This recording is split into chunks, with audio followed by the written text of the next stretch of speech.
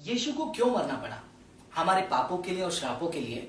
पर एक सवाल हमेशा मेरे अंदर ये था कि क्या खुदा चुटकी में सारे संसार के पाप और श्राप को मिटा नहीं सकता, बदल नहीं सकता, माफ नहीं कर सकता?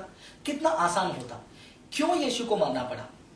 अक्सर मेरे मुसलमान दोस्त भी मुझसे यही सवाल पूछते हैं कि किसी और के गुनाहों के लिए, किसी और के अपराधों के लिए, पापों के लिए यीशु को क्यों मरना पड़ेगा? खुदा तो बड़ा है, खुदा दयालु है, रहम करता है, तो पाप और श्राप को वो बदल देगा, वो माफ कर देगा। तो तुम्हें सूली की जरूरत नहीं है, यीशु के मरने की जरूरत नहीं है, बलिदान की जरूरत नहीं है।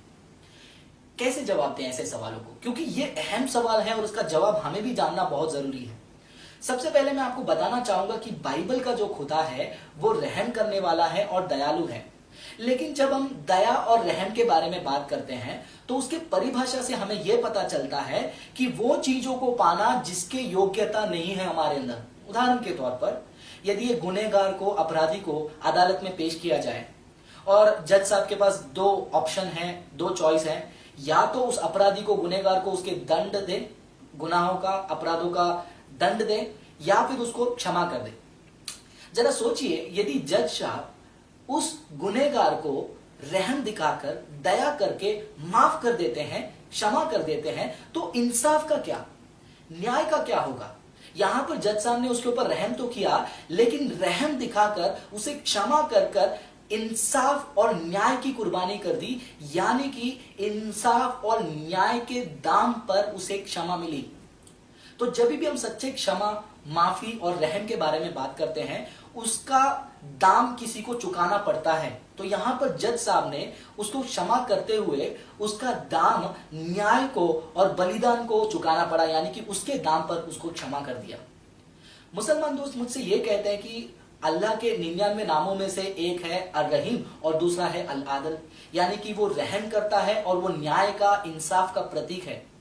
अल्लाह अर्रहीम है, इस कारण वो सबके पापों को माफ कर देता है। ठीक है, वो अर्रहीम है, लेकिन किसके दाम पर? यदि अल्लाह सबके पापों को ऐसे ही माफ कर देता है तो ठीक उसी जज साहब के अनुसार इंसाफ और न्याय का बलिदान चढ़ाकर, इंसाफ और न्याय के दाम पे वो लोगों को माफ करते हैं। तो सच कहता हूं दोस्तों, अल्लाह अल आदल यानी कि इंसाफ का प्रतीक नहीं, बल्कि इसे हम न्याय का बलिदान चढ़ाना और नाइंसाफी कहते हैं। लेकिन जब हम बाइबल के खुदा के बारे में बात करते हैं, बाइबल का खुदा अर्रहीम है, वो दयालु है। वो नहीं चाहता है कि कोई भी व्यक्ति उसके पापों के कारण, शापों के कारण अनंत काल के दंड में जाए। लेकिन उसी समय बाइबल का खुदा अल आदल यानी कि न्याय का प्रतीक है, इंसाफ का प्रतीक है, उसके न्याय में कोई भी खोट नहीं। तो उस न्याय के अनुसार, उस इंसाफ के अनुसार पाप करने वाले सारे व्यक्ति को दंड मिलना चाहिए, और वो दंड है मौत। तो जब भी हम ये कहते हैं कि खुदा ऐसे ही सारे पाप और श्राप को क्यों नहीं मिटा देता, तो हम ये चाहते हैं कि खुदा रहम करे, पर उसी समय में वो इंसाफ का बलि चढ़ाकर, इंसाफ को हटाकर वो नाइंसाफ बन जाए। लेकिन मेरे दोस्तों, बाइबल का खुदा वो ऐसे नहीं करेगा, क्योंकि वो इंसाफ और न्याय का प्रतीक है। मैं आपको एक उदाहरण देता हूं। यदि मैंने आपको मेरा मोबाइल फोन, टैबलेट या फिर कोई लैपटॉप मैंने आपको दे दिया इस्तेमाल करने के लिए, और गलती से आपने उसको तोड़ दिया, मैं बड़े दिल से देखकर कहता हूं, रहम करके, कोई बात नहीं यार, चिंता मत करो, मैं देख लूंगा, सब कुछ संभाल लूंगा, तुम चिंता मत करो, तुम जाओ।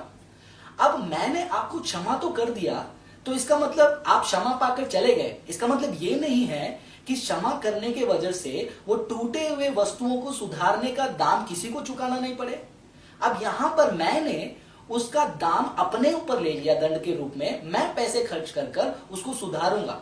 तो जहां पर भी सच्ची क्षमा, दया और माफी के बारे में बात करते हैं, वहां पर किसी ना किसी को दाम चुकाना ही पड़ता है।